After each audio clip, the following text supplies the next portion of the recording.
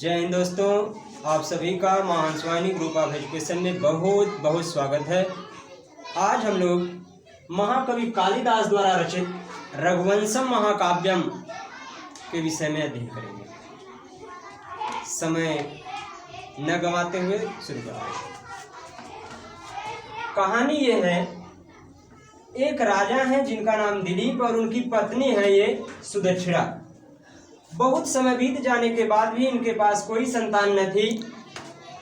ऐसे में पुत्र प्राप्ति के लिए अपने राज्य को फिर से आगे कौन चलाएगा, यह ध्यान में रखते हुए ये अपने गुरु वशिष्ठ के पास जाते हैं, अपनी समस्या बताते हैं। गुरु वशिष्ठ कहते हैं कि महाराज, जो प्रारब्ध में लिखा है वो तो होगा ही।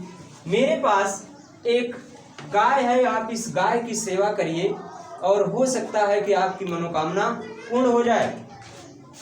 अंततः वह राजा दिलीप उस नंदिनी, गाय का नाम था नंदिनी, उस गाय को लेकर के दिन रात उसकी सेवा में लग जाते हैं। एकदम छाया की तरह वह और उनकी पत्नी छाया की तरह उसकी सेवा करते थे।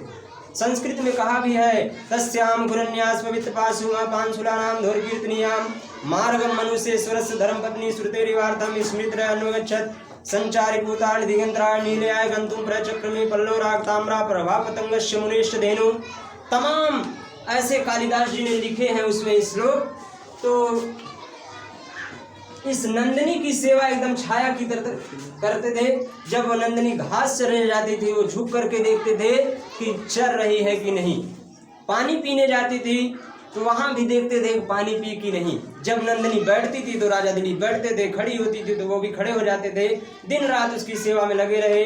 ऐसे में नंदिनी को जब सुबह सुबह बछड़ा दूध पी लिया है, नंदिनी को छोड़ते हैं, चराने के लिए ले जाते हैं। तो जंगल के वृक्षों ने फूलों की वर्षा की, पेड़ जो है पत्ते गिरा रहे हैं। तो ऐसा लग रहा है कि उनके स्वागत में फूल की वर्षा है।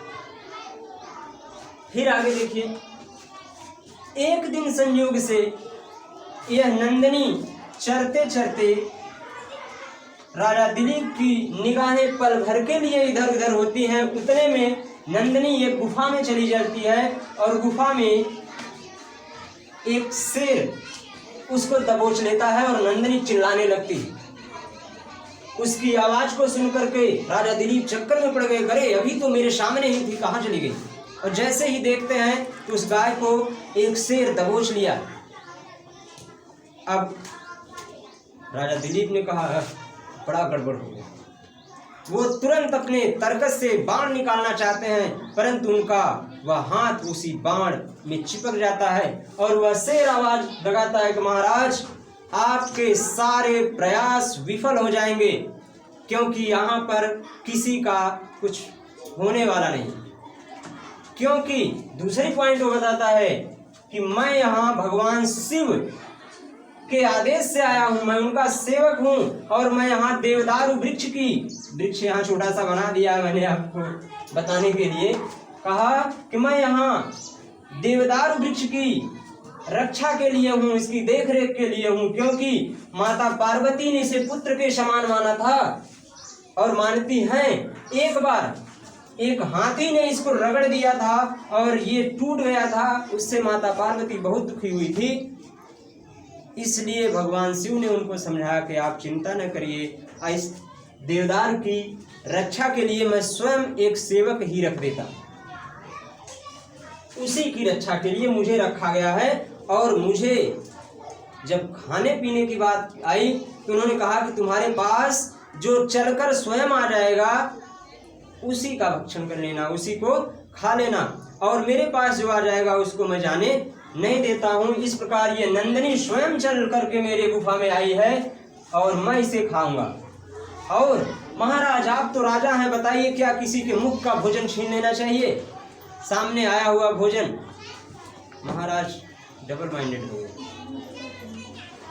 चक्कर में पड़ गए कि अब क्या होगा। फिर उन्होंने कहा कि आप इस नंदिनी को छोड़ दीजिए और मुझे खा जाइए। शेर ने कहा, महाराज, मैंने बहुत से लोगों को देखा, लेकिन आप जैसा देखा नहीं कि आप एक गाय के लिए अपने प्राणों की बलि दे रहे हैं।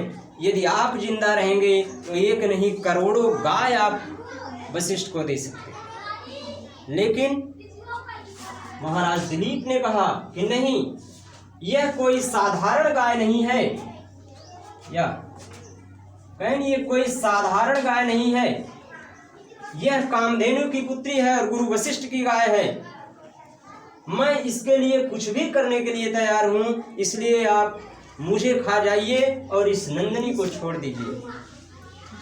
अंततः इस नंदिनी को बचाने के लिए राजा दिलीप ने क्या किया, स्वयं बैठ जाते हैं, कहते हैं कि अब आप मुझे खा लीजिए और अपनी भूख को शांत करिए, मगर इस नंदिनी को छोड़ दीजिए। राजा दिलीप ऐसा करके आसन लगा करके बैठ जाते हैं और शेर का इंतजार करते हैं कि कब वह शेर आएगा और मुझे खाए।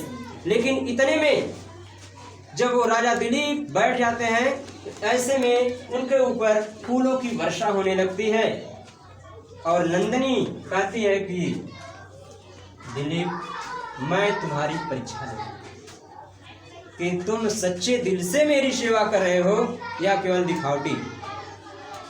मैं तुमसे प्रसन्न हूं और तुम्हारी मनोकामना अवश्य पूरी होगी। फिर तब तक शाम भी हो चुकी थी।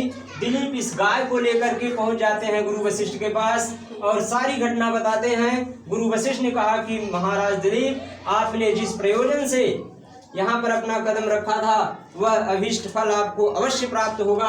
आप इस नंदिनी के दूध को ले जाइए और दोनों लोग इस सुदक्षिणा को दे दीजिए, इससे आपको पुत्र रत्न की प्राप्ति होगी। और दिलीप वहाँ से आते हैं, पहले उस गाय को, बछड़े को दूध पिलाते हैं, फिर थोड़ा सा दूध ले करके आते हैं और सुदक्षिणा जो है उसको ग्रहण करती है। अंततः कुछ दिनों के बाद इस दिलीप और सुदक्षिणा से एक पुत्र पैदा होता है जिसका नाम रखा गया रघु। और इसी रघु से एक पुत्र पैदा हुए बाद में अज, और अज के पुत्र थे दशरथ, और दशरथ के पुत्र थे राम, और राम के पुत्र थे। ये है पूरी घटना। आशा करते हैं आप ये वीडियो अच्छे से समझ गए होंगे। बाकी अगले वीडियो में।